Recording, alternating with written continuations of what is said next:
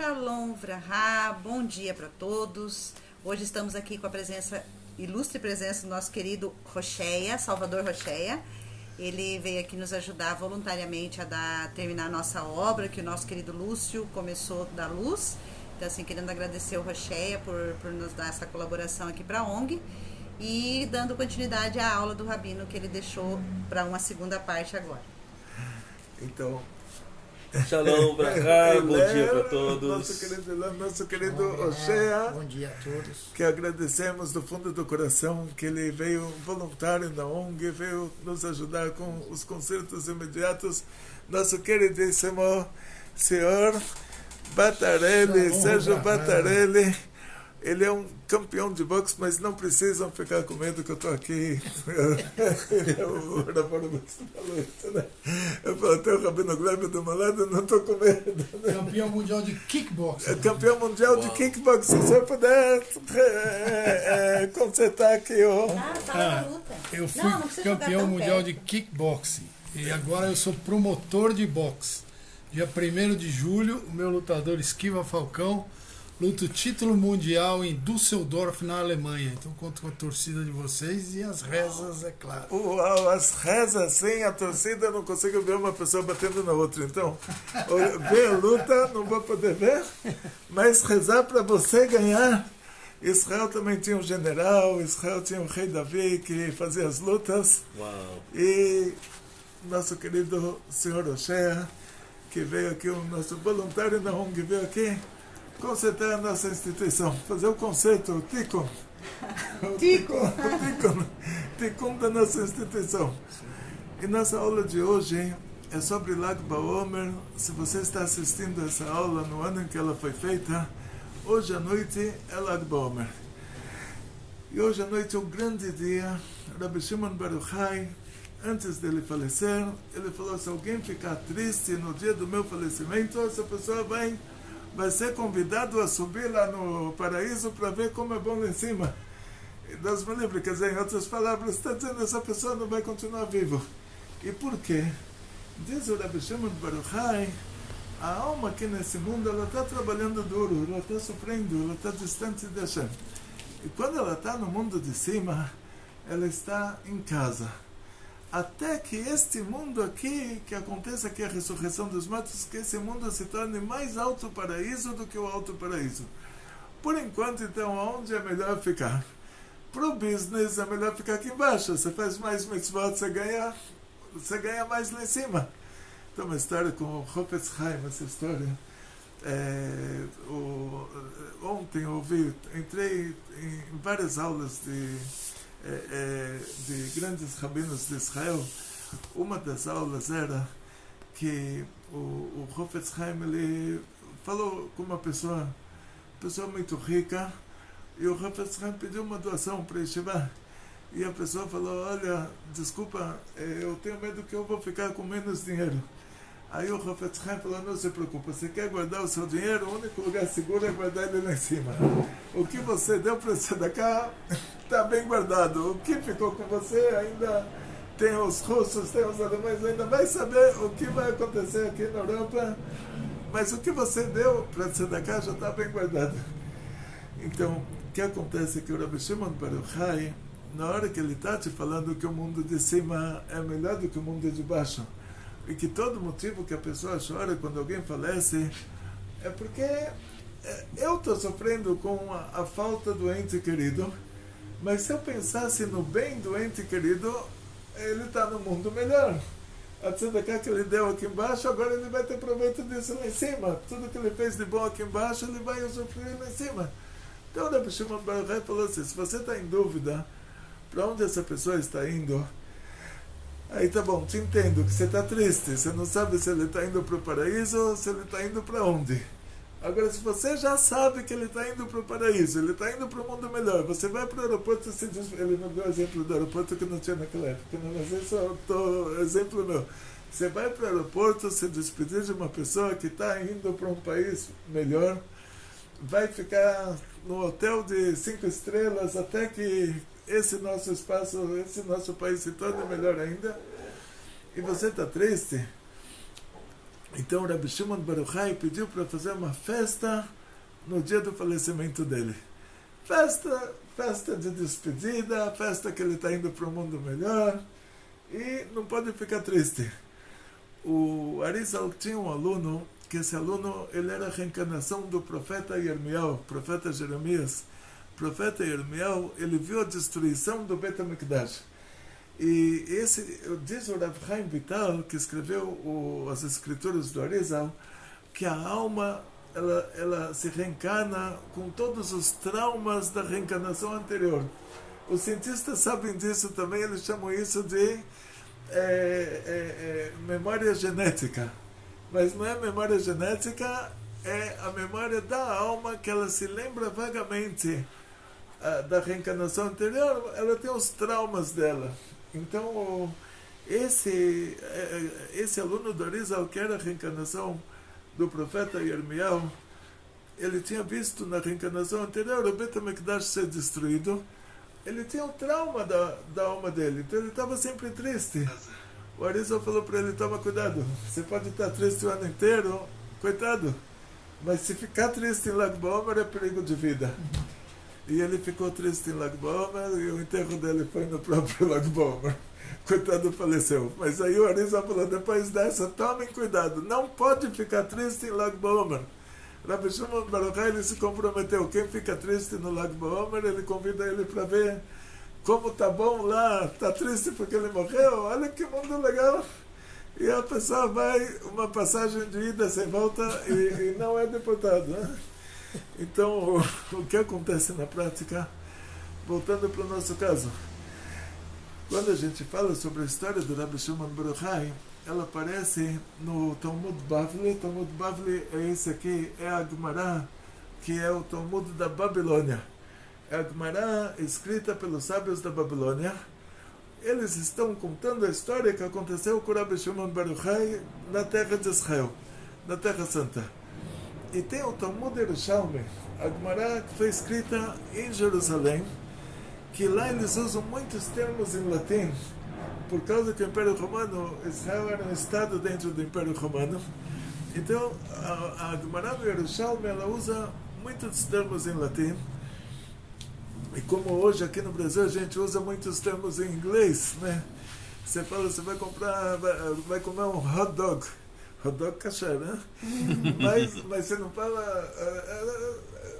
tem muitas coisas aí. Você fala um sushi, tá bom. Sushi você não tem como falar, vou comer salmão com arroz. Você fala sushi.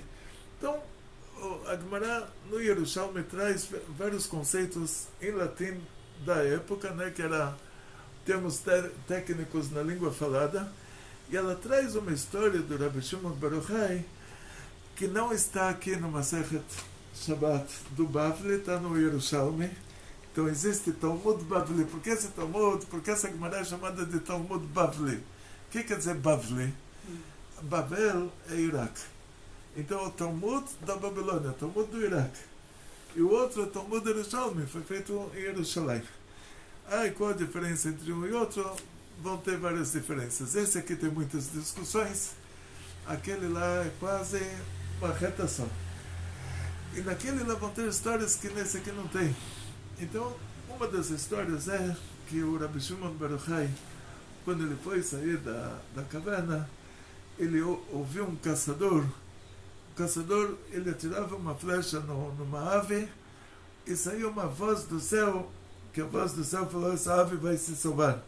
Mas aí ele usa termos técnicos em latim. E a ave vai se salvar, a ave se salva.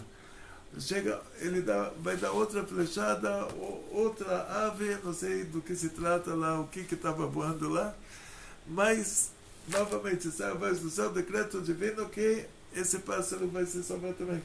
Até que chega um terceiro pássaro, sai a voz lá do tribunal divino que esse pássaro vai ser caçado. Aí ele consegue caçar o pássaro. Então Rabbi Shimon Bar Yochai falou: por que tudo isso está acontecendo aqui do lado dele? Para ele entender que não tem nenhuma restrição para que ele saia da caverna, porque está tudo determinado lá de cima.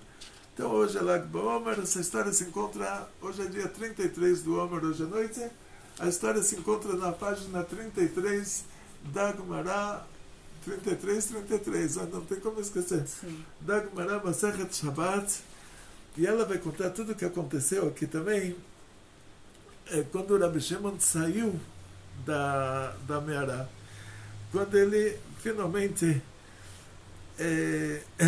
chegou na cidade próxima, que era a cidade de Tveria. E vamos lá.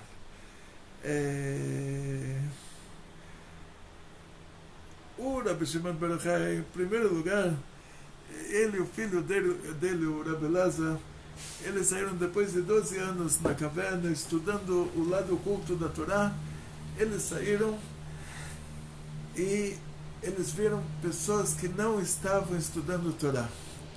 O susto que eles levaram é assim, imagina, você manda seu filho para a universidade, para Oxford, você paga uma fortuna, e ele chega lá, ele vai jogar futebol na calçada.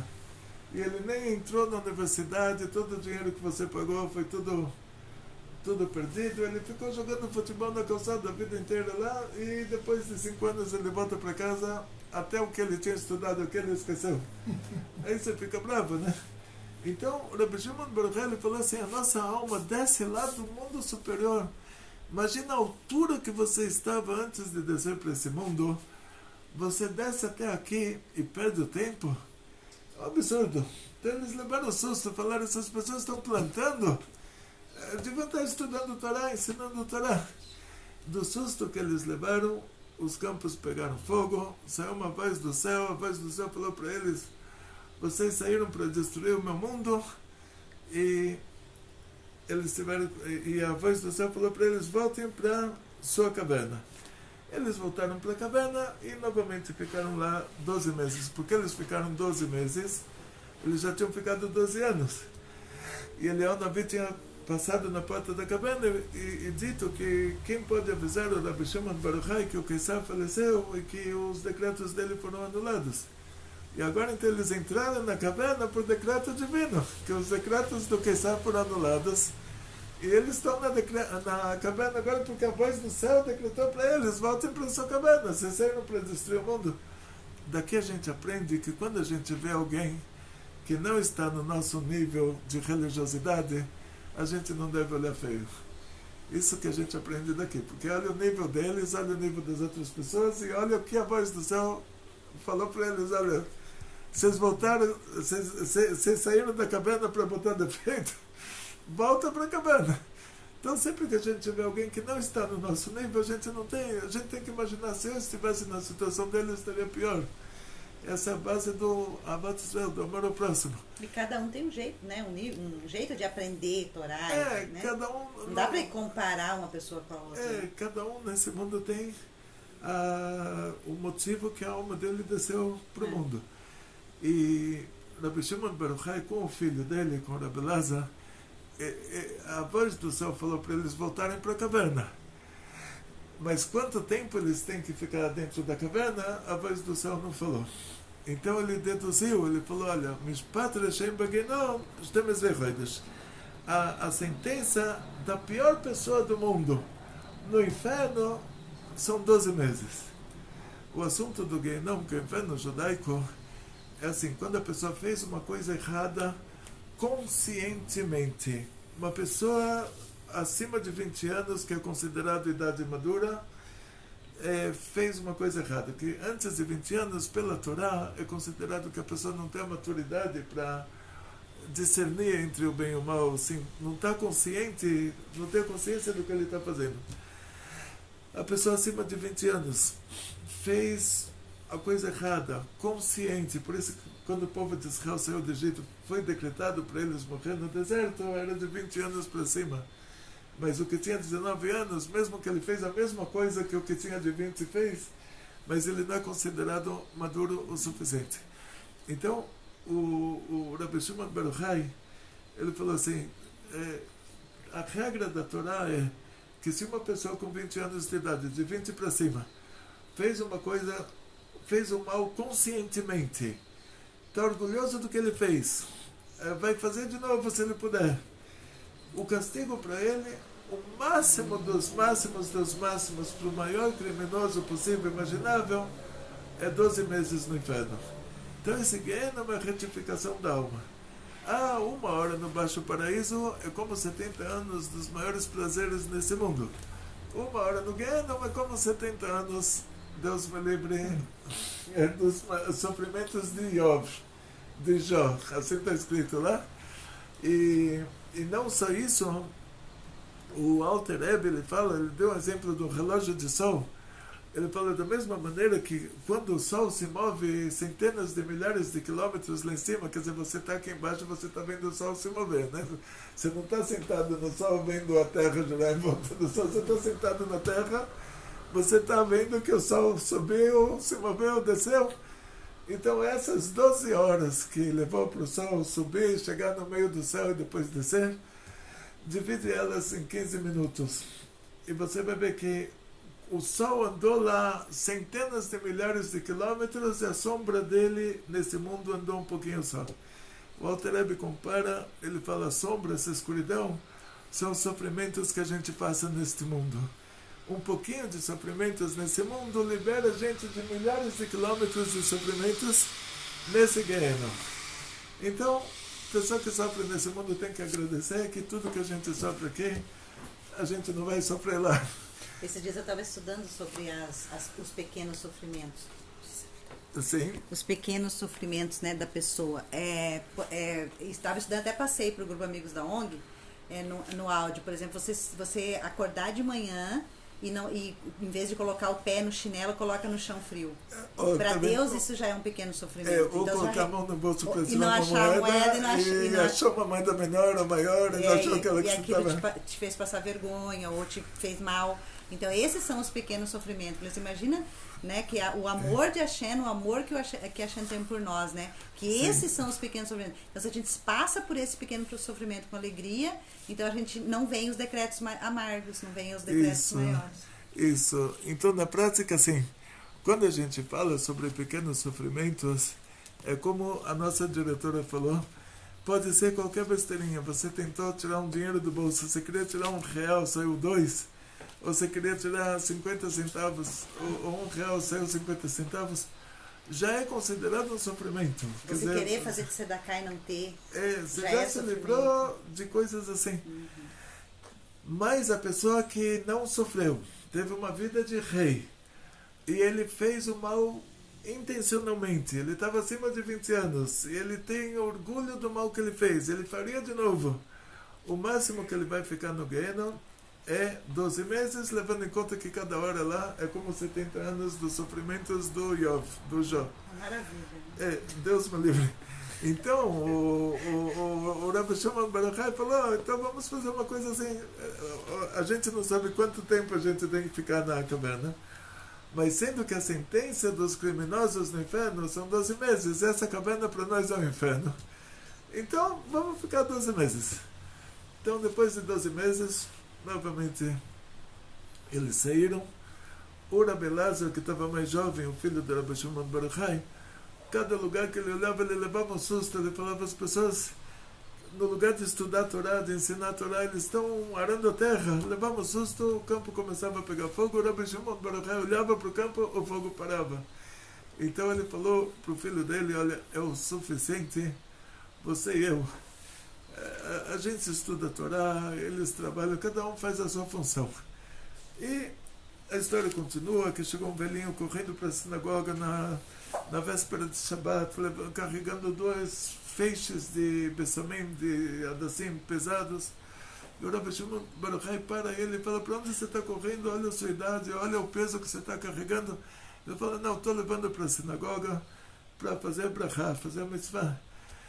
E nem é uma mitzvah da Torá, assim, é um capricho. E aí o Rabbi Shimon Bar Yochai, ele pergunta, e por que 2 então? E, olha, você está correndo, olha a sua idade, por que 2? Está pesado. Ele fala, não, porque está escrito Shamar vezachor, então eu estou levando um por causa do Shamar, um por causa do Zachor. O Rabbi Shimon Bar Yochai falou para o filho dele, olha como eles capricham nas mitzvot. E isso a gente... Então a gente capricha no estudo da Torá, eles capricham na tzedakah, no cumprimento das mitzvot. em todas as coisas que eles fazem e a gente se completa. Uma pessoa é um trabalho em equipe. Então, Rabbi Elazar também se conscientizou de que é o suficiente ele e o pai dele estarem estudando tanta Torá, assim, toda a Torá, e os outros cada um está fazendo uma mitzvah diferente, e tudo isso se junta. Então, o Rabbi Shimon Bar Yochai, saindo de lá da caverna pela segunda vez com o filho dele,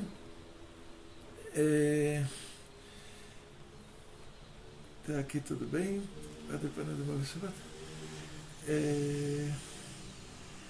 Vamos lá. Até que eu expliquei, mas estou chegando aqui, está tudo é a tradução do que está escrito aqui mesmo, está conferido.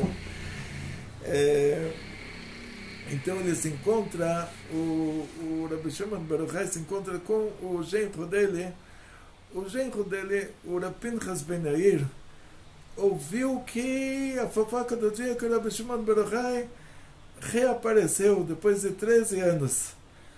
E o Rav Pinchas Ben Yair, ele foi se encontrar com o sogro dele, o Rabbi Shimon Bar Yochai, e a primeira coisa levou ele para um balneário para eles dar um banho no sogro dele lá, porque o Rabbi Shimon Bar Yochai, ele se enterrava até o pescoço para não gastar as roupas para poder estudar a Torá com o filho dele. Os dois se enterravam até o pescoço, estudavam lá o dia inteiro e só colocavam as roupas para rezar.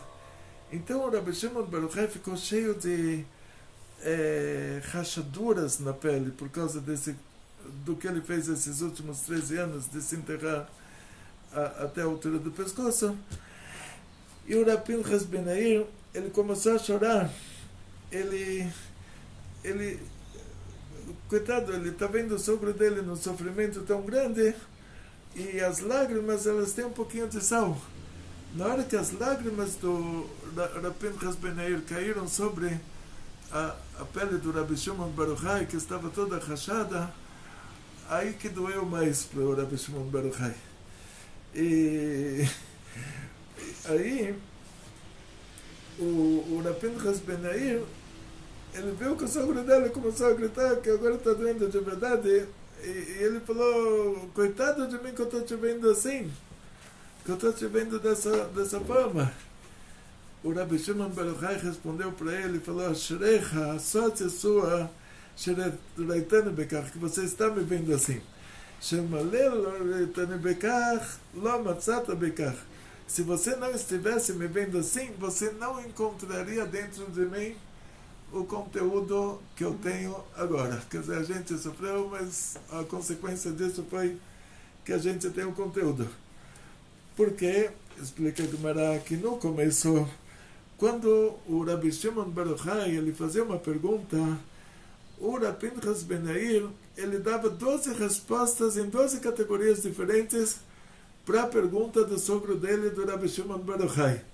Quer dizer, o Rav Pinchas Ben Yair estava em um nível de estudo de Torá bem superior ao sogro dele no começo. Agora que o Rabbi Shimon Bar Yochai saiu da caverna, aí ficou o contrário. O Rav Pinchas Ben Yair fazia uma pergunta e o Rabbi Shimon Bar Yochai dava 24 respostas em 24 categorias diferentes de respostas. Uau. Então ele falou: se você não me visse assim sofrido, você não iria encontrar dentro de mim todo esse conteúdo. E o Rabbi Shimon Bar Yochai, ele falou: olha, por causa que me aconteceu um milagre, que Baruch Hashem, saí da caverna, estou vivo, vou poder ensinar a Torá, agora escrever o Zohar, fazer tudo o que eu preciso. Então, sendo que me aconteceu um milagre, eu vou fazer agora uma coisa boa para essa cidade. Por quê? Ele aprendeu disso que está escrito, Yaakov Shalem. Yaakov, ele chegou inteiro na cidade de Shechem, na Cisjordânia. Eu conheço essa cidade, estive lá, levei pedrada lá e tudo mais. Hoje é um lugar muito perigoso, tem um túmulo de Yosef Atzadik em Shechem. um lugar muito perigoso, mas assim, fui lá, estive Shabbat lá no túmulo de Yosef, e a comida estava muito boa, mas assim, o perigo de vida mesmo, né? Rezei lá, o espiritual estava muito bom, mas... então, o Yaakov Avinu, quando ele chegou nessa cidade de Shem, ele chegou lá inteiro, e chegou inteiro, quer dizer que o corpo estava inteiro, e o dinheiro que ele tinha trazido com ele de Haran também não tinha perdido nada. A Torá que ele tinha estudado também não tinha esquecido por causa dos sofrimentos. Então ele acampou na frente da cidade e ele falou, agora ele vai fazer um favor para essa cidade em agradecimento ao milagre que a Hashem fez para ele, dele chegar inteiro financeiramente, inteiro fisicamente, inteiro intelectualmente. E essa cidade tem uma opinião de Rav, que essa cidade não tinha uma moeda corrente. Antigamente as cidades eram cidades-estado. Cada cidade era um país. E essa cidade não tinha uma moeda. Então a pessoa queria comprar uma coisa, alguém tinha uma granja, o outro tinha uma horta, aí você teria que trocar ovos por alfaces. E teria que saber o câmbio do ovo em relação ao câmbio da verdura. Então Yaakov, ele ensinou eles a fazerem uma moeda. O Shmuel, ele falou, Yaakov Avinu fez para eles mercados municipais. E o Rabi Yochanan falou que Yaakov Avinu fez para eles balneários. Então, essas coisas que eram mais importantes na época, eu me lembro lá em Israel dos aquedutos romanos também, assim, que para trazer água de um lugar para o outro, não era uma coisa simples. Então, Rabbi Shimon Bar Yochai falou, agora nessa cidade, em Tveria, já tinha balneários, já tinha mercado municipal, já tinha moeda corrente, né? Israel era um estado do Império Romano, já tinha os aquedutos romanos, já tinha o dinheiro romano, já tinha tudo lá. Então, o que está faltando nessa cidade, o que essa cidade precisa que eu possa fazer um favor para a cidade? Aí falaram, olha, desculpa, né? A cidade tem tudo e o único problema que a gente tem, a gente não sabe se você vai poder resolver. Por quê? Um Kohen, é proibido para o Kohen ficar impuro. Por que é proibido para o Kohen ficar impuro? O Kohen tem que entrar no Beit HaMikdash, tem que fazer o trabalho divino no Beit HaMikdash, lá ele não pode entrar impuro, se entra impuro é Chayav Karet, Deus me livre, a vida dele é cortada, então ele não pode entrar. Por isso que eu contei para vocês do Rav Moshe Weber, meu mashpia está aqui em cima do Hillel. Rav Moshe Weber era um tzadik verdadeiro, ele era um descendente do Ismach Moshe. Eu viajava para Jerusalém, sempre que tinha uma pergunta difícil, nenhum rabino na Yeshiva conseguia me responder. Viajava até lá, pegava ônibus e ia fazer a minha pergunta, recebia a resposta, voltava.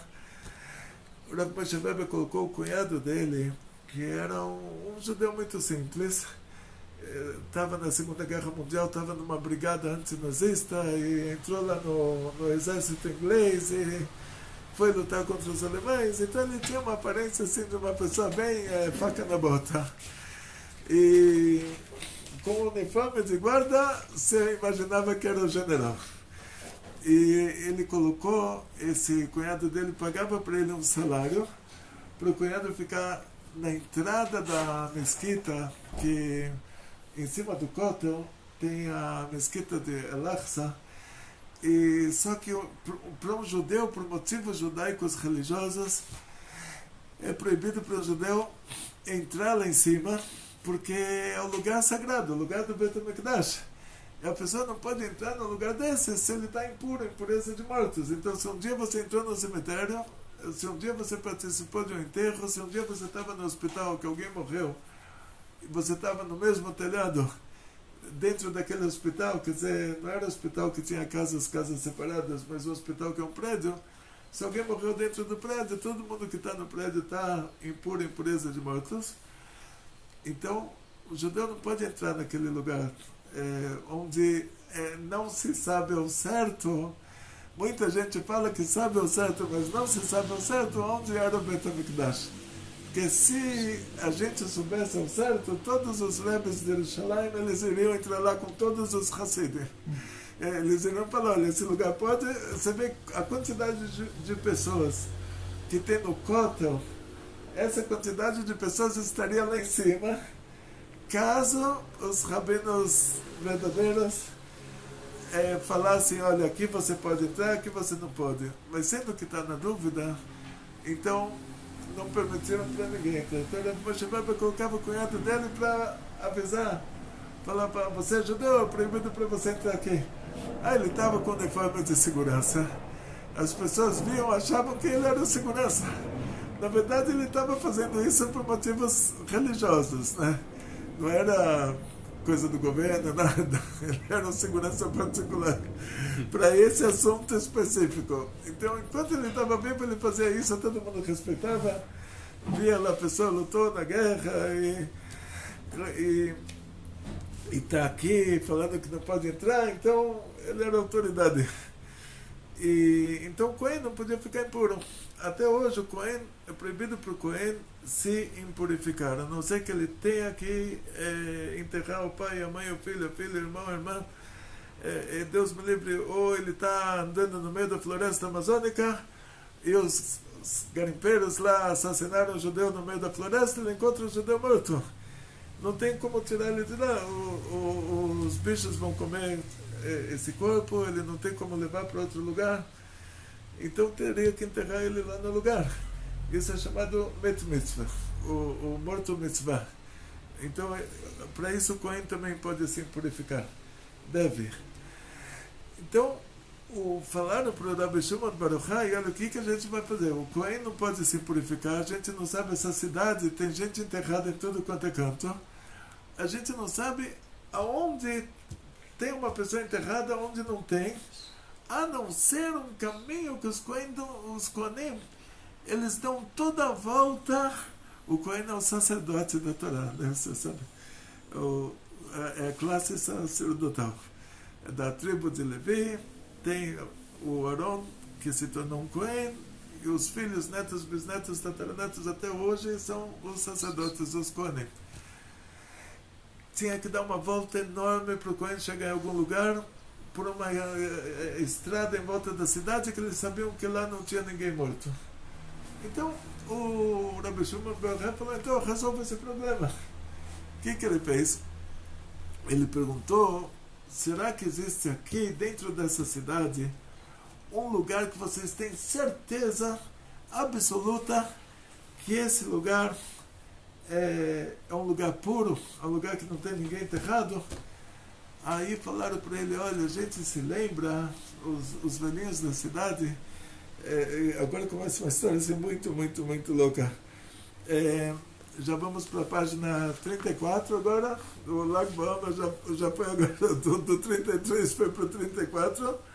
Então eles falaram, os Kohanim sofrem muito para Lakov, quer dizer, ultrapassar a cidade com Lakov, assim, é uma linguagem de perímetro? Não. Ekef é uma linguagem de circundar. Os Kohanim, eles sofrem muito porque eles têm que circundar a cidade para chegar no lugar, e eles poderiam cortar caminho, mas a gente não sabe onde tem uma pessoa enterrada. Aí o Rabbi Shimon Bar Yochai, ele perguntou, tem um lugar que as pessoas sabem que aquele lugar sempre foi puro? Aí falaram tinha um velhinho, o velhinho se lembrava do Ben Zakkai, que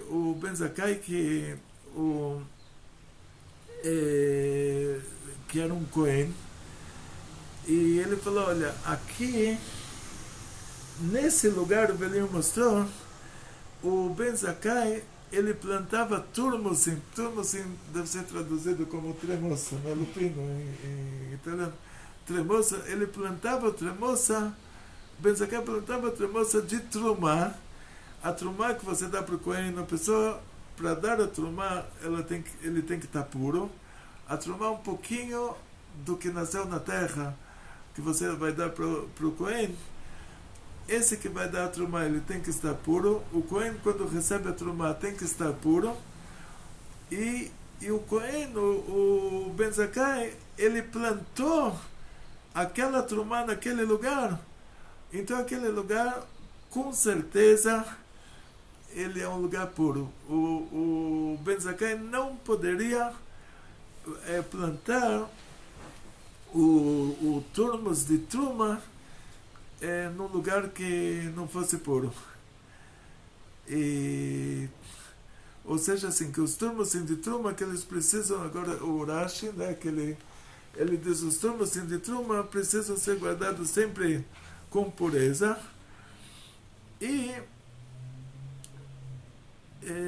Pegamos o Cohen que demorei no meu terceiro de parar. E o Rabbi Shimon Bar Yochai falou, então eu vou fazer igual. O que ele vai fazer igual? Ele vai plantar lá turmos sem... Não, eu vou plantar turmos sem na cidade inteira. Ele pediu para trazer para ele uma quantidade de turmos sem que dê para plantar na cidade inteira. E ele começa a andar pela cidade jogando os turmos sem, fazendo plantação. Aonde caiu o turmo, se tivesse um morto enterrado, de repente a terra ficava mole, o esqueleto boiava. Todo mundo desmaiou. Quer dizer, ele começou a plantar os turmos assim. Jogava o turmos, o tremoça no chão, tinha um túmulo lá, o esqueleto boiava, e aí rapidamente as pessoas faziam um tzion, que é chamado de uma demarcação em volta do túmulo, em volta do esqueleto, e sabiam lá tem um túmulo, lá o Cohen não pode passar. E aí ele atravessou a cidade inteira, ele ia jogando esses túmulos no chão, onde tinha pessoa morta, o esqueleto boiava, e até ele chegar no final, no último centímetro da cidade, ele jogou os túmulos e tinha lá o morto boiou. Aí chegou uma pessoa para ele, um judeu religioso, e falou para ele, você purificou um cemitério, você acha que é o suficiente? Depois de ver um milagre desses, né? A pessoa ainda fala, você acha que é o suficiente que você fez? Tem como purificar um cemitério? E aí o Rabbi Shimon Bar Yochai, ele falou uma coisa muito importante.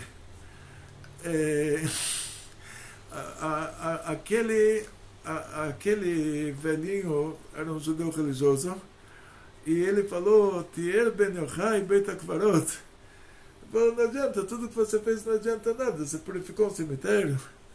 Amalei, o Rabbi Shimon Bar Yochai falou para ele, Elmalei aita imano, vafilo aita imano, velanemnita imano.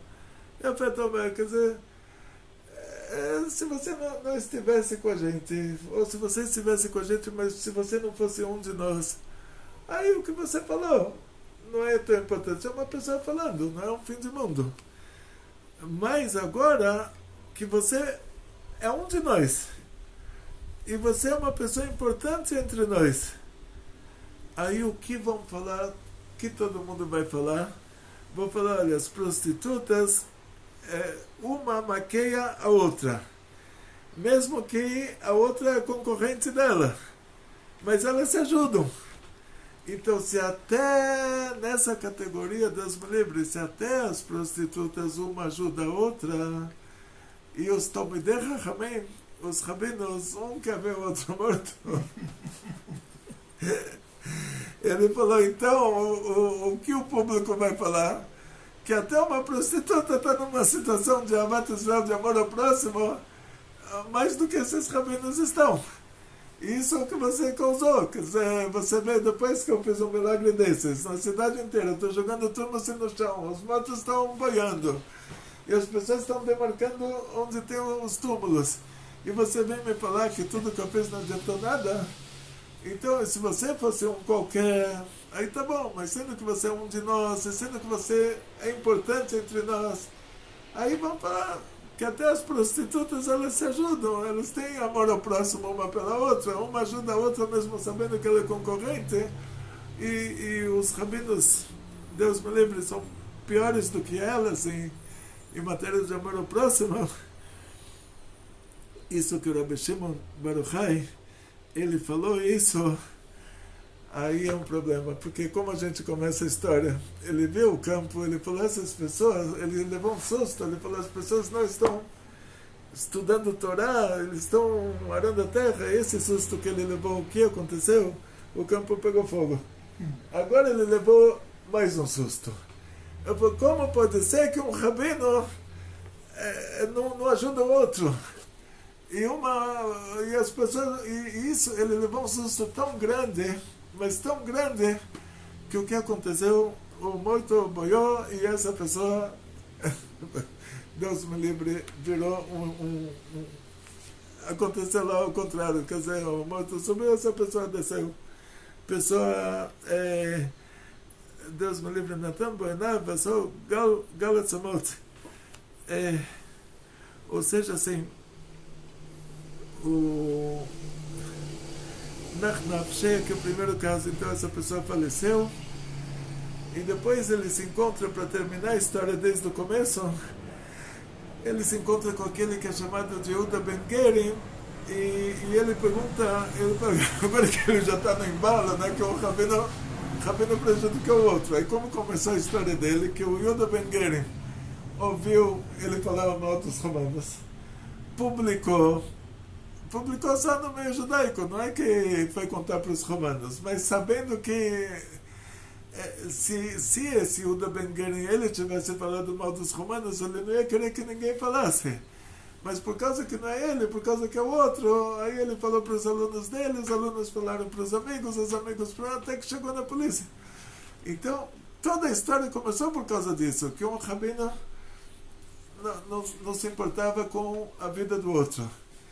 E depois que ele passa por esse velhinho que fala para ele, olha, você purificou o cemitério, tudo que você fez não valeu nada. E ele fala, e vamos falar que até as prostitutas têm mais amor ao próximo do que os rabinos, e até elas se ajudam, mesmo que elas estão ajudando a concorrente. E ele levou um choque tão grande, levou um susto tão grande, que o velhinho falou isso, que o velhinho morreu. E agora ele se encontra, para terminar a história, ele se encontra com a pessoa que começou a história, com esse Yehuda Ben Gerim, veio receber ele também. Aí ele pergunta para o Yehuda Ben Gerim, ele levou um susto, ele falou, essa pessoa ainda está viva, e de acordo com o que a Gemara nos conta, o susto dele foi tão grande dele ver que essa pessoa ainda está viva, que a pessoa morreu retroativamente, voltou 13 anos atrás, como se tivesse morrido 13 anos atrás, virou um esqueleto em pé. E aí para isso a Gemara já dá, depois que a Gemara conta o lado Pshat, né? O Pshat é esse, quer dizer que a pessoa ficou morto retroativo, quer dizer que virou um esqueleto. Mas os nossos sábios, eles em várias outras explicações, eles tentam dizer aqui que não se trata disso, que esse Yehuda Ben Gerim ele virou um monte de ossos de verdade, como a Gemara está dizendo. A Gemara está contando que é um midrash, quer dizer, é um ênfase, é um modo de falar. E diz o Rav Nachman de Breslov, só para a gente terminar a história, que o Atzamot, os ossos, está se referindo à essência da pessoa. Quer dizer que essa pessoa, ele fez uma tshuva tão profunda, ele se arrependeu tanto do que ele fez, que chegou até a essência dele. Esse que é a explicação do Rav Nachman de Breslov, que não necessariamente que a pessoa faleceu. Agora o velhinho morreu mesmo, que o Rabbi Shimon Bar Yochai levou um susto tão grande, falou, como pode ser que um rabino está tentando ferrar o outro, que aí, do susto dele, o tribunal divino tirou o velhinho do mundo. Falou, realmente, como teve o caso dos campos que pegaram fogo sem as pessoas, eram só os vegetais que pegaram fogo, mas aqui foi a pessoa que morreu. Do absurdo, se ele falou absurdo, então ele levou um susto tão grande, como pode ser que um rabino vai falar mal do outro? Tipo, e terminando a história, que é uma das histórias do Rabbi Shimon Bar Yochai, tem muitas histórias, né? E essa é uma das. Tem uma história, só para terminar aqui, se a gente já ultrapassamos o horário. Então vamos ficar no... Vai ter continuação. Historinhas do Rebbe Shimon Bar Yochai, vão ter muitas. Novamente quero agradecer nosso querido amigo, o senhor Salvador Hoshea, nos salvou aqui, salvou a nossa instituição, veio aqui tapou os buracos e está cimentando. Lúcio abriu e ele fechou. Está cimentando, está fechando e graças a Deus. E o profeta Hoshea, o profeta que ele profetiza a época do Mashiach, que o povo de Israel vai ser numeroso como as estrelas do céu, como a areia do mar. E essa profecia é muito, muito profunda.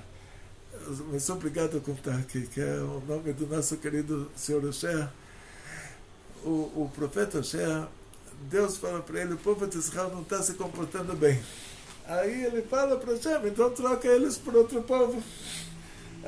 Solução simples, não vamos esforçar em trazer eles de volta para o judaísmo, não vamos abrir um Beit Chabad em cada cidade, troca eles por um povo melhor.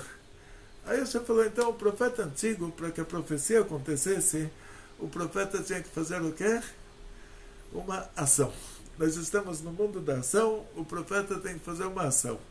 Moshe Rabbeinu, Hashem falou para ele, para transformar o rio Nilo em sangue, Hashem falou para ele, dá uma cajadada no rio. Moshe falou, não posso dar uma cajadada nesse rio, porque quando eu era uma criança, esse rio me salvou a vida. Então a gente não abriu mão da cajadada. Falou, então alguém tem que dar a cajadada. Então a gente pediu para Arão, para Moshe falar para Arão dar a cajadada, foi dada a cajadada, o rio virou sangue. O cajado de Moshe, diz a Gemara, tinha 5 metros. A Gemara fala, Moshe bem na altura dele era 5 metros, o cajado dele tinha 5 metros, pode ser que é um ênfase. Mas pode ser que era de verdade. Mas não importa pra gente. Compra um cajado de 6 metros. Vai pro rio Nilo e dá 50 mil cajadadas. O rio não vai virar sangue. Então, quer dizer, a ação ela tem que ter a sincronização. Na hora que a gente fala a profecia para o profeta, para ele sincronizar essa profecia com esse mundo, ele tem que fazer uma ação. A profecia que está acontecendo, ela desce para o mundo da ação. O profeta então tinha que fazer uma ação. Hashem falou para ele, então vamos começar, vamos trocar o povo de Israel por outro povo. A ação é, você vai se casar com uma prostituta. Então o profeta, se Deus falou para ele casar com uma mulher dessas, ele tinha que encontrar uma que de verdade fosse isso. Que ela conseguisse provar que ela era. Porque senão toda menina ia querer casar com o profeta e ia falar, olha, eu sou quilometrada. Ele falou, não, tem que ser uma de verdade. Então ele procurou uma que era uma prostituta, filha de uma prostituta. Ela estava feliz com o que ela estava fazendo. Ela tinha filhos com os clientes, então tinha como provar. Ela não era casada, ela tinha filhos. Então tinha como provar que ela fez coisas assim. Então essa não tinha outra que... Ela era prostituta, filha de uma prostituta, ela tinha filhos com os clientes.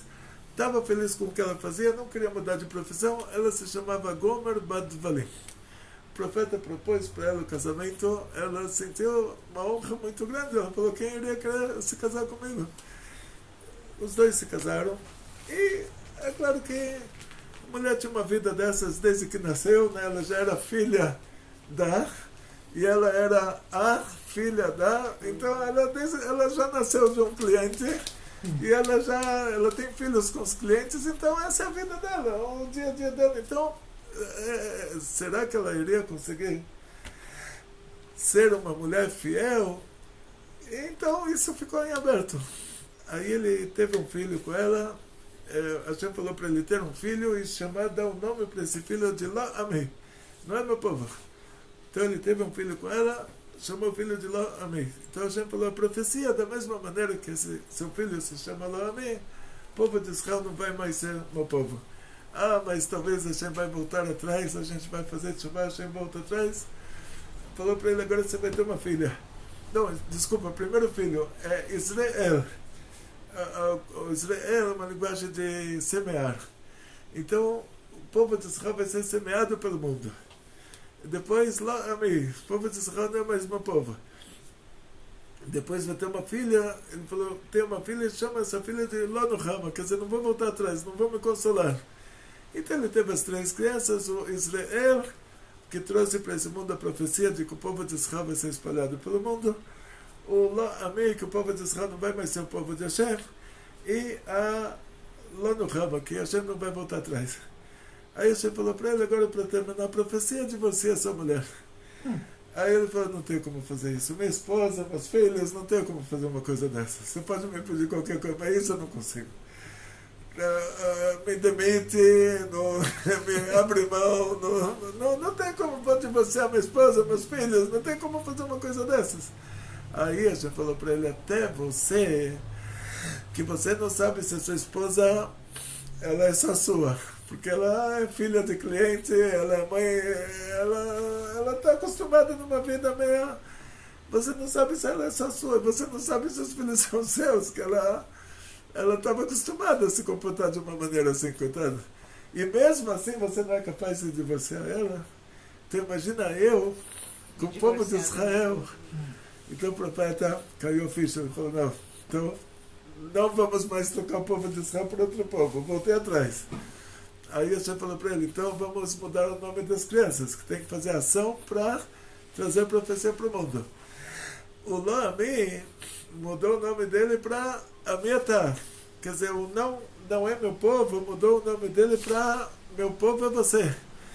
A Lo Nuhama para Nuhama. E agora, e o Israel, que ficou? Que o povo de Israel foi espalhado pelo mundo. E aí o profeta termina a profecia dizendo que o povo de Israel vai ser como as estrelas no céu e como a areia do mar, que é incontável.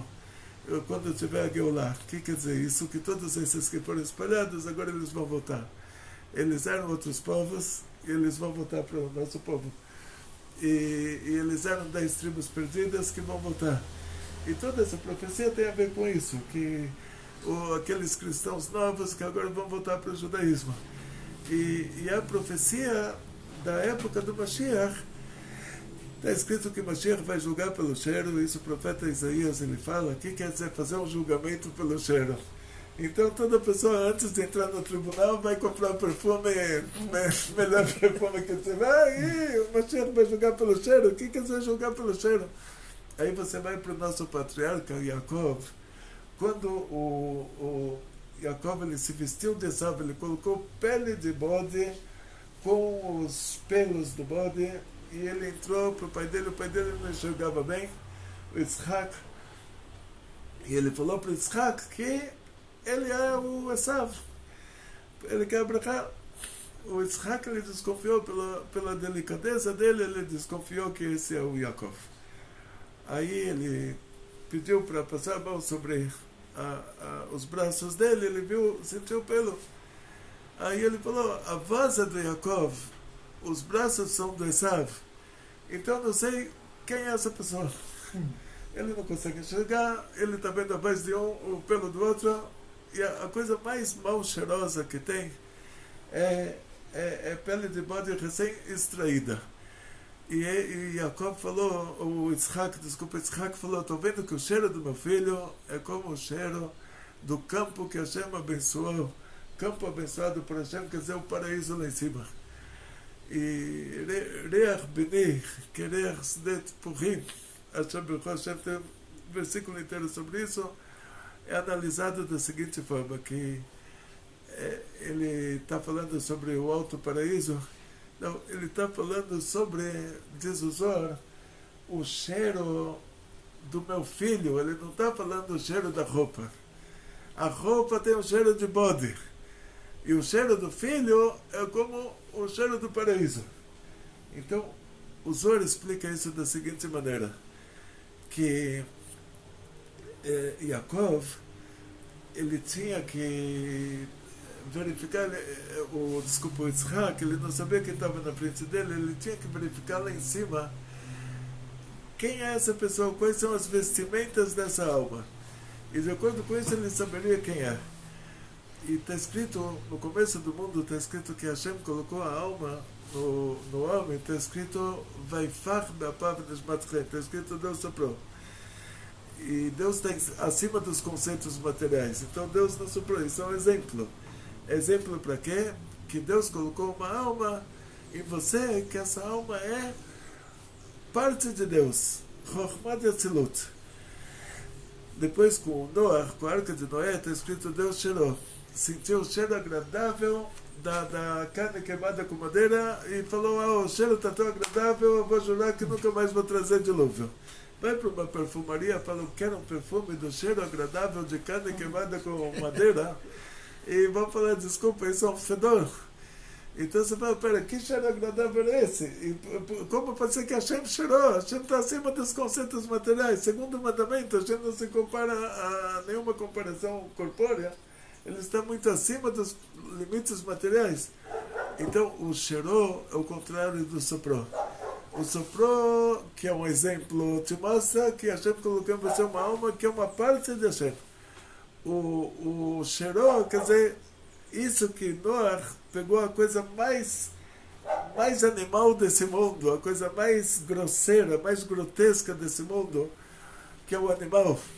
Porque você fala para sua esposa, fala para ela, ela é uma pedra preciosa. Ela vai se sentir super amada. No outro dia fala, você é uma flor. Ela vai se sentir super amada. No outro dia fala, você é uma vaca. Ela vai ficar brava. Aí você fala, no dia que eu te chamei de mineral, de pedra preciosa, você ficou feliz. Depois subiu de nível, te chamei de vegetal, de flor, você ficou feliz. Depois subiu de nível, te chamei de animal, acima do vegetal, acima do mineral, você ficou brava. Aí ela vai falar, porque o animal é uma coisa grotesca, é uma coisa grosseira. Então Noah, ele pegou a coisa mais grosseira desse mundo, transformou isso em mitzvah. O ato material, a ação que ele fez no mundo da ação, chegou até o mesmo nível do Hashem soprou. Então Hashem cheirou, quer dizer, chega no Chokhmah de Atzilut. Então Yitzhak, ele teve que subir até aquele nível para ver as vestimentas da alma do Yaakov. E é isso que o Mashiach vai fazer. Ele vai ver cada um. Não tem como julgar. A pessoa está aí, aqui no Brasil ele é um goi. Ele não está numa comunidade judaica, ele não tem parentes judeus, ele não tem origem de um país que tinha comunidade judaica. Quem são essas tribos de índios que tem aqui? E esses judeus portugueses que se tornaram cristãos novos, como você sabe quem era quem? Há 500 anos atrás, quem era um português de verdade, quem era um judeu português? Não tem como provar. Então o Mashiach, ele vai olhar lá em cima, as vestimentas da alma de cada um de nós. Então ele vai determinar quem é judeu, quem não é, de acordo com isso. Isso quer dizer pelo cheiro, não é que ele vai cheirar de verdade. Quer dizer, ele vai olhar naquele nível lá em cima, no nível mais alto, no nível de onde começa dizendo como exemplo que Hashem soprou, e depois como exemplo que Hashem cheirou. Aquele nível tão alto, o Mashiach vai olhar para cada um de nós, vai ver a nossa alma a partir de lá. Por isso que está escrito que ele vai julgar pelo cheiro. Não é o cheiro de cheirar mesmo, é o exemplo do cheiro. E essa profecia do profeta Oshea, que de repente o Mashiach vai revelar que tem judeu para tudo quanto é lado. Todos esses judeus que viraram goim vão voltar a ser judeus, e aí o número do nosso povo, que hoje é avaliado em 15 milhões, que é um nada, que é a população da cidade de São Paulo, onde nós estamos fazendo essa aula, gravando essa aula aqui na nossa instituição, no mérito de todos vocês e dos nossos voluntários, nosso voluntário, o senhor Salvador Oshea, que está consertando esse nosso espaço aqui na cidade de São Paulo, que é uma cidade que tem 15 milhões de pessoas com a periferia, e o povo de Israel inteiro, no mundo inteiro, é 15 milhões de pessoas. Isso você chama como as estrelas do céu, como a areia do mar.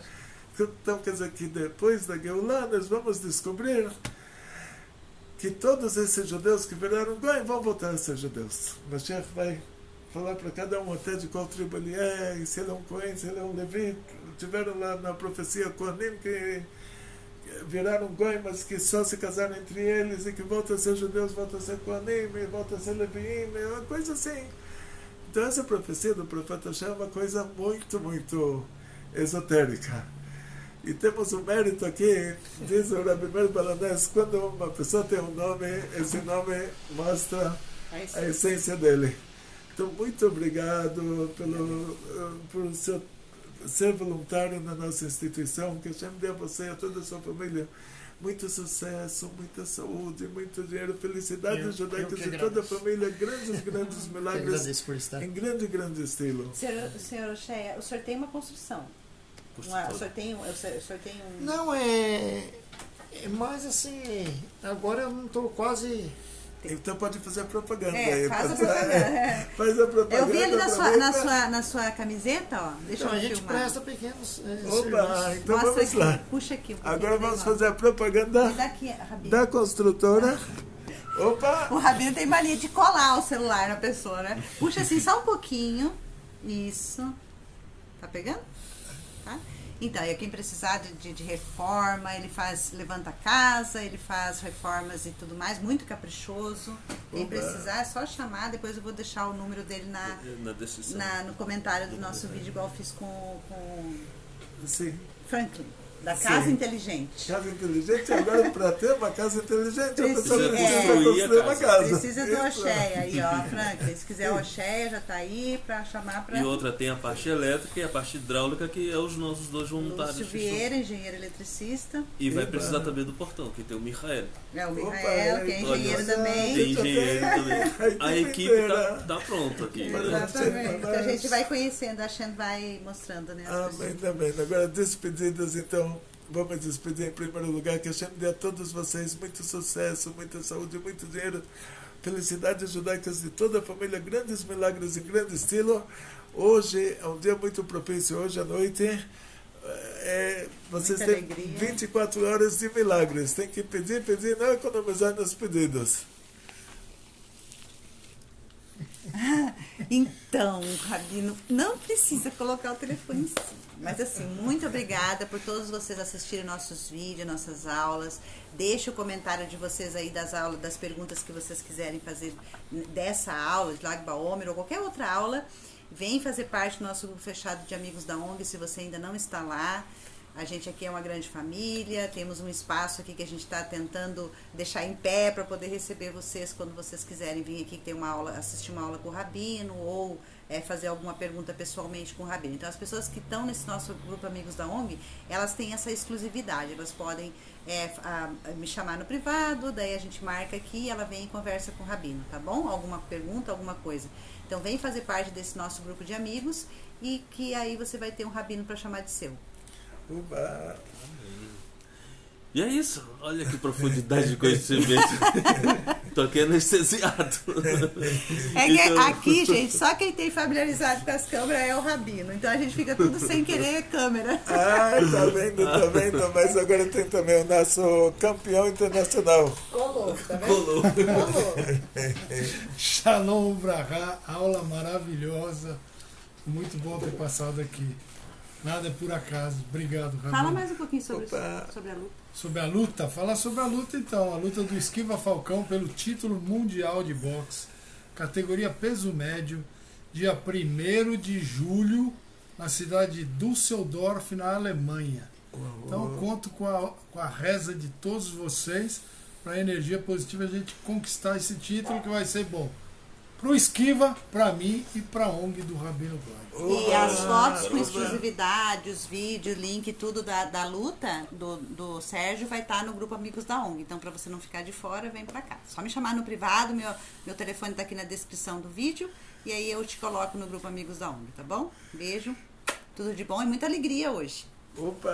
Muita alegria, muita alegria. Olha, eu já tô aqui revisando a aula do Rabino. Opa! Então, senhor Agradeço José, ao Rabino e a todos pela oportunidade de estar aqui. Shalom.